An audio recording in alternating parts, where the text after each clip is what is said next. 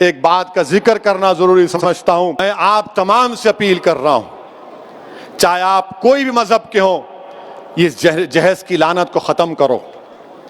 جہیز کی لعنت کو ختم کرو. اگر تم مرد ہو نا تو بیوی پر ظلم کرنا مردانگی نہیں ہے. بیوی کو مارنا مردانگی نہیں ہے. بیوی سے پیسوں کا مطالبہ کرنا مردانگی نہیں ہے. تم مرد کہلانے کے بھی لائق نہیں ہوگے اگر تم ایسی حرکت کرو گے.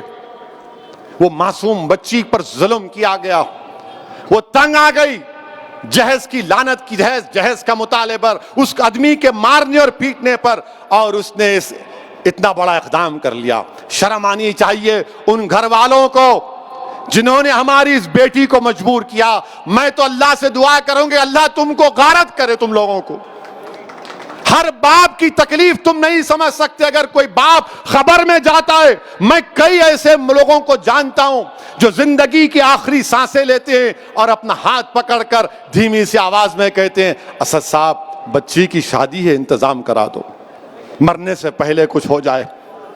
کیا ہو رہا ہے ان لوگوں کو؟ کتنے عورتوں کو تم مارو گے؟ کیسے تم مرد ہو جو بچیوں کو مار رہے ہو، ان کی جانیں لے رہے ہو؟ کیا تم میں انسانیت مر چکی ہے؟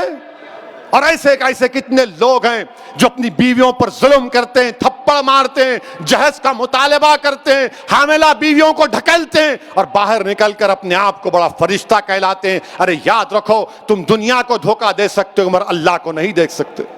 اللہ دیکھ رہا ہے، اللہ سمجھ رہا ہے، اور اللہ ضرور مظلوم کا ساتھ دے گا. اللہ مظلوم کا ساتھ دے گا. میں ان تمام مسلمانوں سے اپیل کر رہا ہوں، اللہ کے رسول صلی اللہ علیہ وسلم نے ارشاد فرمایا تھا کہ تم میں سب سے بہترین وہ ہے جو اپنے گھر والوں سے اچھا ہے. بہترین اخلاق اس کے ہیں جو اپنی بیویوں سے اچھا برتاؤ کرے گا. یاد رکھو اگر تم اپنی بیویوں کو مارو گے تو کل یہی مار کا تم کو حساب حشر کے میدان میں دینا پڑے گا. جو مسلمان ہیں بتاؤ میرے کو ایک مثال دو کہ ہمارے نبی ہمارے رسول جن کے نام کے خیرات کا صدقہ ہم کھاتے ہیں، کیا انہوں نے کبھی ہماری امت کی ماؤں کو مارا؟ کہ اللہ کے رسول صلی اللہ علیہ وسلم کی مثال دو. تم کہتے ہو کہ میں محمد صلی اللہ علیہ وسلم کا امتی ہوں، ارے شرم سے ڈوب مرو. تم رسول اللہ کے امتی ہو اور اب بچی کو مارتے ہو، اس بچی سے جہیز کا مطالبہ کرتے ہو. ارے اسلام میں جہیز کا مطالبہ کرنا حرام ہے، حرام ہے، حرام ہے. تم سور کا گوشت بھی نہیں کھا رہے بلکہ تم حرام کام کر رہے ہو. ختم کرو یہ جہیز کو. کیا لے کے جاؤ گے خبر میں؟ حیدرآباد کی دکن کی تاریخ بھری پڑی ہوئے محلات ہیں بادشاہوں کے، ان کے مقبرے پر آج پھول ڈالنے والا کوئی نہیں ہے. کیا لے کے جاؤ گے تم کسی بچی پر ظلم کر کے؟ کتنی دولت تم کو چاہیے؟ ظلم کرے اس بچی پر، تکلیف ہوتی ہے، شرمندگی ہوتی ہے. سوچو اس بات کو. ختم کرو ان برائیوں کو اپنے معاشرے سے.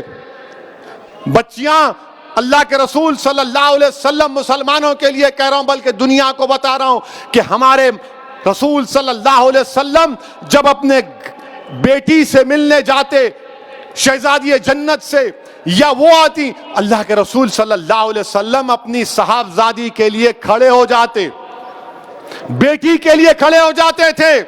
حضرت فاطمہ کے لیے پیشانی پر بوسہ دیتے اپنی بیٹی کو. اور تم کیا کر رہے ہو؟